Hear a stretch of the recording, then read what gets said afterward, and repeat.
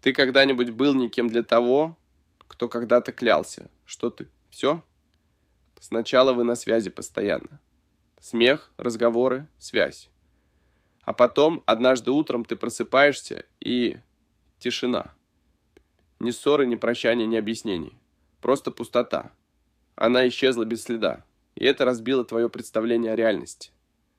Ты проверяешь телефон как зависимый. Ты прокручиваешь в голове разговоры. Обвиняешь себя. Думаешь, что сделал не так. Но позволь сказать тебе кое-что жесткое и освобождающее. Она сделала тебе подарок. Не тот, что упакован в ленточке, а тот, что разрывает тебе грудь и показывает голую правду. Тот, который оставляет тебя одного, злого, тонущего, пока ты не решишь выбраться. Это тишина, это исчезновение, твой сигнал пробуждения. Потому что дело больше не в ней, и по сути никогда не было. Дело в той части тебя, которая терпела неопределенность, которая отдавал больше, чем получал, которая умоляла о ясности вместо того, чтобы создавать ее. Теперь у тебя есть выбор. Ты можешь гоняться за призраком, а можешь стать тем, кто будет ее преследовать в памяти. Не из мести, а потому что стал легендой. Тем, кому не нужно мстить, потому что успех говорит громче. Тем, кто не отвечает на сообщения, не ломается, не умоляет, потому что слишком занят тем, чтобы стать редким. Ты берешь это разбитое сердце и делаешь его священным. Ты берешь это отвержение и превращаешь его в топливо. Ты учишься тому, чему она тебя никогда не учила. Самоуважение не выпрашивают. Оно зарабатывается в тишине, строится в одиночестве и излучается через присутствие. Стоицизм – это не притворство, будто тебе все равно. Это умение заботиться о правильных вещах, о своем предназначении, своих ценностях, своем развитии. Она думала, ты сломаешься, думала, ты сдашься. Но ты больше не гонишься за ней, ты гонишься за своей высшей версией. И она почувствует это изменение, без единого слова с твоей стороны. В этом сила неприкасаемости. В этом подъем стоика. Если ты устал быть тем, кто перегибает ради тех, кто просто исчезает. Если ты готов подняться и стать тем, о ком она будет жалеть. Теперь начнем. Номер 1. Холодная тишина была подарком. Она исчезла. Просто вот так. Сначала ты смеялся над ее сообщениями, строил планы, возможно, даже мечтал о будущем. А потом ничего. Даже не плавный уход, не неловкое оправдание. Просто холодная клиническая пустота. Ты слишком часто смотришь на телефон, надеясь увидеть появившиеся точки. Но их нет. И тогда в голове начинается буря. Ты начинаешь сомневаться во всем. В своей ценности, в своих словах, в своей интуиции. Ты прокручиваешь в голове каждую деталь, пытаясь собрать пазл, который изначально был обречен. Но что, если я скажу, что эта тишина священна? Что, если ее исчезновение – это момент, когда жизнь перестала позволять тебе играть по-мелкому? Потому что вот в чем правда, которую большинство мужчин так и не понимает. Она не исчезла, чтобы уничтожить тебя. Она исчезла, чтобы раскрыть тебя. Показать те части тебя, что были отчаянны, зависимы, боялись одиночества. И этот дискомфорт, который ты сейчас чувствуешь, это умирающее эго, это рушащиеся иллюзии. Это начало того мужчины, которым тебе суждено стать. Исчезновение причиняет боль только тогда, когда ты ждешь завершения от того, кто никогда не собирался его давать. Оно только тогда ранит, когда ты отдаешь свое спокойствие в чужие руки. Но тишина, чистая, жестокая тишина, заставляет тебя вернуть себе силу. Она заставляет понять, единственный, чье одобрение тебе когда-либо было нужно, это тот, кто смотрит на тебя из зеркала. Она думала, ты развалишься. Но ты встал на свое место. Ее отсутствие освободило пространство для ясности, для развития, для возрождения. Она ушла, и теперь ты можешь заполнить эту пустоту смыслом. Ты не гонишься за призраками. Ты закапываешь их дисциплиной, отстраненностью, своей собственной тишиной. Потому что настоящая сила не кричит о себе. Она движется в тени, живет в покое, и именно там ты сейчас находишься. Один? Да, но не сломлен, не умоляешь, не оглядываешься. Ты становишься тем мужчиной, который говорит действиями, а не словами, прогрессом, а не болью, присутствием, а не отчаянием. Тишина, с которой она тебя оставила, это никогда не был конец. Это было приглашение начать. Номер 2. Смерть эго, в которой ты нуждался. Когда она исчезла, завершились не только отношения. Завершилась иллюзия контроля. Та версия тебя, что нуждалась в постоянном подтверждении, которая связывала свою ценность с ее вниманием, которая искала свою личность в ее привязанности. Эта версия умерла. И да, это было ужасно больно. Но смерть эго всегда болезненна. Она не приходит мягко. Она приходит через шок, через отвержение, через такую громкую тишину, что тебе приходится столкнуться с теми частями себя, которых ты избегал слишком долго. Ты скорбел не только по ней. Ты скорбел по тому, кем ты считал себя рядом с ней. Ты думал, что был силен. Но ты сломался. Ты думал, что стоишь твердо на ногах, но гнался. Ты думал, что спокоен, но зациклился. Она не просто исчезла. Она поднесла тебе зеркало и позволила наблюдать, как трещит по швам твоя личность. Это был ее последний подарок. Осознанный или нет. И вот правда. Большинство мужчин никогда не восстанавливаются после такого удара, потому что они цепляются за старую версию себя.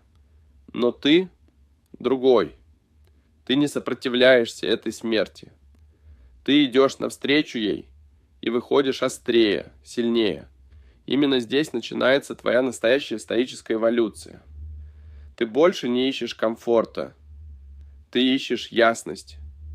Ты больше не гонишься за удовольствием. Ты взращиваешь внутренний покой. Ты больше не спрашиваешь, почему она ушла. Ты спрашиваешь, почему ты согласился на меньшее.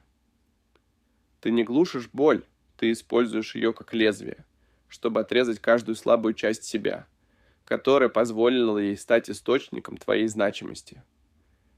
Потому что, когда умирает эго, остается правда. А правда проста. Тебе не нужен тот, кто должен исчезнуть, чтобы почувствовать силу. Тебе не нужен тот, кто заставляет тебя умолять о стабильности. Тебе нужно только одно – твоя миссия, твои принципы, твое присутствие. Мужчина, которым ты становишься сейчас, не заинтересован в том, чтобы его выбрали. Он слишком занят тем, чтобы выбирать себя сам. И когда эго уходит, вместе с ним исчезает и потребность объяснять, доказывать, гнаться. Ты поднимаешься в тишине, развиваешься в одиночестве. И из этого строишь жизнь, в которую никто не сможет вернуться, просто исчезнув однажды. Номер 3.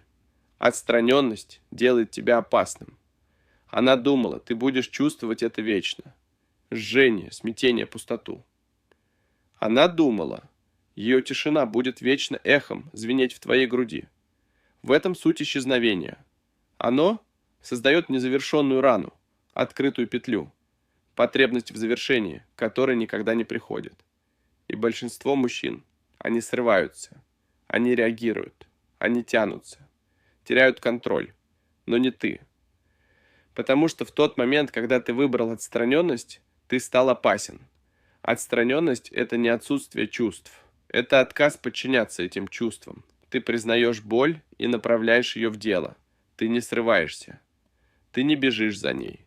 Ты трансформируешь. Пока она там, собирает внимание, ты собираешь дисциплину. Пока она ищет новое эмоциональное опьянение, ты овладеваешь своими эмоциями. И с каждым днем, когда ты молчишь, сфокусирован, стоишь на своем, ты возвращаешь себе силу. Потому что эмоциональный контроль – это самая редкая сила, которую может иметь мужчина.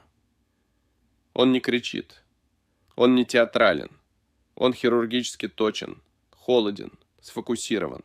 Она не может манипулировать тем, что не может зацепить. Не может зацепиться за то, что не может сдвинуть. Чем более отстранен ты становишься, тем меньше у нее рычагов влияния. И вот в чем парадокс. Отстраненность не отталкивает, она притягивает. Когда тебе больше не нужно ее одобрение, она начинает сомневаться в своей ценности в твоих глазах. Когда ты больше не ищешь ее присутствия, она начинает чувствовать твое отсутствие. Отстраненность создает загадку, а загадкам это сила. Но ты делаешь это не ради нее, ты делаешь это ради себя. Ты отстраняешься, потому что покой важнее внимания, потому что твоя миссия важнее ее сообщений, потому что ты понял, любая женщина, которая способна исчезнуть, не заслуживает доступа к твоим чувствам. Не сейчас, ни когда-либо. Это теперь твое преимущество. Спокойный, невозмутимый, неприкасаемый. Не потому, что ты онемел, а потому, что ты пошел внутрь себя. Ты больше не на эмоциональном поле боя, ты на троне. Номер 4. Не отвечай. Преобразись. В тот момент, когда она исчезла, она ожидала шума. Сообщения, звонка, срыва. Это привычный сценарий. Исчезнуть и ждать реакции. Но когда ее не последовало, сценарий рухнул. Ты не умолял, ты не обвинял, ты даже не спросил, почему. Ты исчез. И в этой тишине ты выбрал кое-что куда более сильное, чем ответ. Ты выбрал преображение. Большинство мужчин считают, что молчание – это слабость. Что если ты не борешься за нее, значит, тебе все равно. Неверно. Настоящая сила начинается тогда, когда ты перестаешь бороться за того, кто ушел, и начинаешь строить себя таким, каким она больше никогда не сможет приблизиться. Преображение – это не попытка доказать ей, что она ошибалась. Это доказательство себе, кем ты являешься, когда тебя больше не отвлекают иллюзии, вожделение, чья-то непоследовательность. Ты больше не гонишься за завершением, ты теперь гонишься за величием. Вместо мольбы он строит. Так что ты идешь в зал не из мести, а чтобы почтить свое тело. Ты выстраиваешь привычки, не чтобы впечатлить ее, а чтобы отточить свою остроту. Ты отрезаешь отвлекающее, возвышаешь свое окружение, собираешь фокус. Не чтобы тебя заметили, а чтобы тебя было невозможно остановить. Она ожидала разбитого сердца, а вызвала метаморфозу. Мужчину, настолько сосредоточенного на собственной эволюции, что ее исчезновение стало неважным. Ты больше не тот, кем был, когда она ушла, и в этом победа. Это та часть, которую она никогда не видит, часть после тишины, где ты растешь в одиночестве, где ты поднимаешься без объявления. И однажды, может через недели, может через месяцы, она проверит твое имя, твою ленту, твою жизнь и увидит то, чего совсем не ожидала. Мужчину, к которому она больше не имеет доступа, ставшего тем, кого она никогда не забудет. Ты не ответил. Ты переродился. И это тишина, звук ее растущего сожаления. Номер 5. Равнодушие неотразимо. Нет ничего более сбивающего с толку, чем сила твоего равнодушия. Она ожидала слез, а получила молчание. Ожидала длинного сообщения, а получила спокойную дистанцию. Она хотела почувствовать свою важность, наблюдая, как ты разрушаешься. Но вместо этого ты показал ей правду, которая режет сильнее любых слов. Ты в порядке в любом случае. И это пугает ее. Потому что теперь она не уверена, значила ли она для тебя так много, как думала. Равнодушие часто неправильно понимают. Это не злоба, не пассивная агрессия. Это ясность, это покой.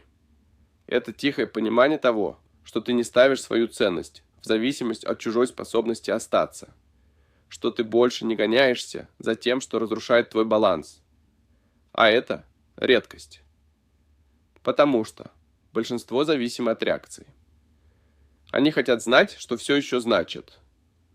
Когда ты даешь им ничего, ни подтверждения, ни доказательств, ни боли, которой можно питаться, это создает вакуум вопрос любопытства.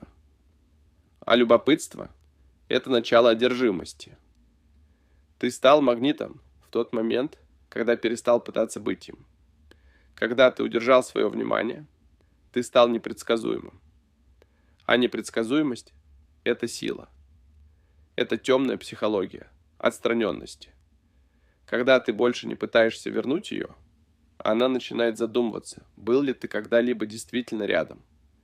Твое равнодушие – не отвержение. Это рост. Ты перерос потребность быть выбранным. Теперь ты выбираешь себя. И что иронично, чем меньше ты заботишься, тем больше они жаждут твоей заботы. Но дело не вместе. Дело в покое. Ты не становишься холодным, чтобы манипулировать. Ты становишься нейтральным, чтобы защитить свою энергию. Потому что стоический мужчина – это не лед. Это огонь под контролем. Твое спокойствие не пустота. Это дисциплина. А в мире эмоционального хаоса равнодушие неотразимо. Не потому, что оно поддельное, а потому, что оно редкое. Она исчезла от той версии тебя, которая больше не существует. А тот, кем ты стал сейчас, он не вздрагивает, не гонится, ему не нужно, чтобы его помнили, потому что он слишком занят тем, чтобы стать незабываемым номер 6. Заставь ее пожалеть об исчезновении. Она думала, что исчезла и оставила тебя в осколках. Но на самом деле она исчезла до твоего расцвета, до трансформации, до подъема. И это та часть, которую она не рассчитала. То, что она ушла, не сломало тебя. Это освободило тебя. И теперь, без слова, без предупреждения, ты становишься всем тем, чего она никогда не ожидала увидеть. Сосредоточенным, отстраненным, дисциплинированным, поднявшимся. И это не попытка что-то доказать. Это превращение боли в давление, а давление в прогресс. Потому что сожаление приходит не от того, что она потеряла, а от того, что она упустила. Она ушла до того, как буря прошла. До того, как ты перестал сомневаться в себе. До того, как ты начал отсекать лишнее. Умственно и эмоционально. И теперь ты двигаешься как мужчина, который не оборачивается назад. Мужчина, который не объясняется, не оправдывается, не впускает старую энергию в свое будущее. А вот что происходит дальше. Они всегда возвращаются. Тихо, случайно. Поздно ночью. Она пролистнет твой профиль. Спросит у общих знакомых. Вспомнит какую-то мелочь. И кликнет, просто чтобы посмотреть. И то, что она увидит, будет жалить. Потому что это будет не отчаяние. Не грусть, а движение. Мужчина, который превратил тишину в силу. Который позволил призраку исчезнуть, но ты не перестал жить. Вот что вызывает настоящее сожаление. Не потеря того, кто когда-то нравился, а наблюдение за тем, как этот человек стал кем-то, кому больше никогда не будет доступа. Тебе не нужно было звонить, не нужно было постить цитаты или писать ночные абзацы. Тебе нужно было только одно – продолжать двигаться. И ты двигался. Лучшая месть – это не внимание, это трансформация. Она ушла, думая, что история закончилась, но это было лишь вступление. Теперь ты главный герой, а ее роль завершилась в момент исчезновения. Номер 7. Темная энергия, светлая дисциплина. Боль – это энергия. Отвержение – это топливо. Ты почувствовал удар сильно. Но вместо того, чтобы сломаться, ты собрал эту тьму и превратил ее в силу воли. Вот что отличает сломленного от неудержимого. Большинство мужчин сидят в пепле. Ты строишь из него. Ты не бежишь от боли. Ты используешь ее.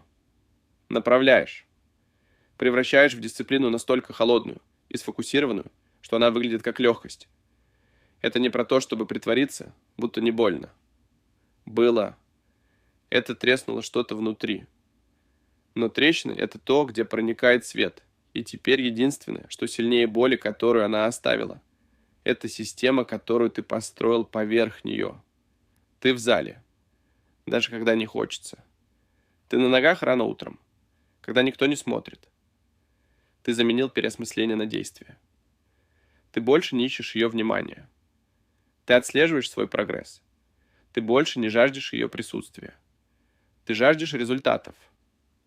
Это темная психология, в самой чистой форме. Ты берешь то, что должно было тебя раздавить, и делаешь из этого структуру. Ты позволил разбитому сердцу стать голодом. Ты превратил тишину в пространство не для уныния, а для стратегии. Потому что у каждого мужчины после исчезновения два пути – скатываться или обостриться. Ты выбрал лезвие. Она этого не ожидала. Она думала, ты застынешь, но ты превратил хаос в ясность. Вот это и есть светлая дисциплина. Двигаться с намерением, даже когда эмоции пытаются утащить назад. И каждый день, когда ты сохраняешь стабильность, ты становишься опаснее. Не потому, что ты мстишь, а потому, что ты сфокусирован. А такой мужчина, тот, кто управляет собой в темноте, он владеет светом. Она ушла. А ты не просто выжил. Ты перенастроился тихо, безжалостно. Теперь тьма работает на тебя номер 8. Убей фантазию. Уважай реальность. Та версия ее, по которой ты скучаешь, это не она. Это образ, который ты сам создал у себя в голове. Поздние сообщения, химия, смех. Они были реальны, но не были всей правдой. Ты увидел потенциал и перепутал его с обещанием. Ты написал историю и забыл проверить персонажа. И теперь самое важное, что ты можешь сделать, это не просто отпустить ее. Это убить фантазию. Ты не был оставлен женщиной своей мечты. Ты был проигнорирован кем-то, кто не имел смелости. Честно сказать тебе, что чувствует. Это не романтика. Это слабость. А слабость – это не то, зачем ты теперь гонишься. Стоицизм требует реальности. Без проекций. Без ложной надежды. Только факты. А факт в том, что она показала тебе, кто она есть. Ты просто не хотел это видеть. До тех пор, пока она не исчезла. Но теперь твой взгляд чист. Ты перестаешь вспоминать лучшие моменты и начинаешь видеть всю картину. Она не была твоим кусочком пазла. Она была отвлечением. Она не была партнером. Она была уроком. А уроки не для того, чтобы их держать. Они для того, чтобы их выучить и отпустить. Вот как работает настоящая сила. Не в том, чтобы цепляться за то, что казалось хорошим, а в том, чтобы разрывать связь с тем, что не было истинным. Отпусти идеализированный образ. Отпусти, а вдруг? И если она вернется? Она ушла. Это правда. А в этой правде твоя свобода. Потому что, когда ты перестаешь скорбеть по тому, кем она никогда на самом деле не была, ты освобождаешь место для той, которая не исчезнет, как только все станет по-настоящему. Ты хочешь связи, а не путаницы, глубину, а не драму. Присутствие, а не потенциал. И все это начинается с уничтожения фантазии. И, наконец, уважение к реальности. Номер 9. Неподвижность – это мастерство. Когда большинство мужчин сталкиваются с исчезновением, они паникуют, они жалуются друзьям, они перегружают себя мыслями, они чрезмерно публикуются, они заполняют тишину шумом, пытаясь вернуть себе ощущение контроля. Но те, кто поднимаются, они делают противоположное. Они замирают. Без истерик, без пассивно-агрессивных постов, без сообщений. Я просто хотел узнать. Просто неподвижность, контролируемая, сфокусированная, непоколебимая. Неподвижность часто неправильно понимают. Люди думают, что это слабость. Но это не так. Это сила под полным контролем. Потому что только слабому мужчине нужно последнее слово. Только отчаявшемуся нужно, чтобы его услышали. Стоик. Стоический мужчина не вздрагивает. Он не реагирует. Он не играет. Он наблюдает. Он изучает тишину. И позволяет ей говорить. А эта тишина говорит больше, чем любое сообщение. Ты не контролируешь меня. Ты не можешь меня поколебать. Я перерос необходимость объяснять себя тому, кто исчез без слова. Вот что выводит их из равновесия. Твое спокойствие становится тревожным. Твой внутренний мир – вопросом, на который у нее нет ответа. Они ожидали эмоционального хаоса, но получили мужчину, который двигается в тишине и строит в тени. Такой уровень самоконтроля– это магнит, потому что настоящая сила не громкая, она выверенная. Она живет в мужчине, которому больше не нужно доказывать свою ценность. Он просто есть. Неподвижность– это не пустота, это мастерство. Ты овладел своими импульсами, ты овладел своей реакцией. И самое главное, ты овладел своей энергией. Ты отдаешь ее только туда, где ее заслужили. Никогда туда, где ее просто ждут. Это не холодность, это зрелость. Ты не сдерживаешься, ты стоишь твердо. И в мире, полном шума, неподвижность– это не молчание, это сигнал. Сигнал того, что ты пришел, и пути назад больше нет. Номер 10. Стань мужчиной, который не гонится. Она ушла, и, возможно, на какое-то время часть тебя хотела, чтобы она вернулась. Хотела завершения, второго шанса, объяснения. Но этой части больше нет. Потому что где-то между тишиной и самоуважением ты стал другим человеком. Мужчиной, который больше не ждет, пока кто-то осознает его ценность. Мужчиной, который больше не отдает свою силу тому, кто даже не удосужился попрощаться. Ты стал мужчиной, который не гонится. Не потому, что ты ожесточен, а потому, что ты видел, что происходит, когда вкладываешь слишком много в того, кто дает слишком мало. Ты понял, мужчина, который гонится, теряет влияние. Он отдает свое время, фокус, энергию, ради чего? Крошек внимания? Может быть, временной иллюзии. Больше нет. Мужчина, которым ты стал сейчас, идет с целью. Он не гонится за женщинами. Он притягивает их своей дисциплиной, своим присутствием, своим отказом соглашаться на меньшее, чем полное соответствие. Ему не нужно быть замеченным. Он делает свою жизнь неоспоримой. Он не ищет одобрения. Он живет по своим ценностям. И женщины чувствуют это. Они чувствуют сдвиг, когда мужчина перестает гнаться и начинает развиваться. Они ощущают отстраненность, спокойствие, недоступность. И вдруг это ты становишься редкостью. Ты тот, за кем охотятся. Погоня– это для того, кто думает, что ему нужно что-то доказать. Но ты уже доказал себе. Ты больше не отчаянно ищешь связи. Ты избирателен. Ты укоренен. И если кто-то уходит, пусть. Пусть это будет фильтром. Потому что когда ты перестаешь гнаться за тем, что тебе не служит, ты освобождаешь место для того, что действительно может. И это уже не просто привлекательность. Это сила. Сила, которой не нужно говорить. Она просто движется. Невозмутимая, недоступная, несравненная. Она исчезла. И какое-то время ты думал, что это конец истории. Но теперь ты знаешь, это было начало. Момент, когда она ушла, стал моментом, когда ты вошел в себя, в свою дисциплину, в свою ясность, в свою эволюцию. Ты не просто пережил тишину, ты использовал ее. Ты стал острее, тише, более сосредоточенным. И теперь она призрак. А ты легенда.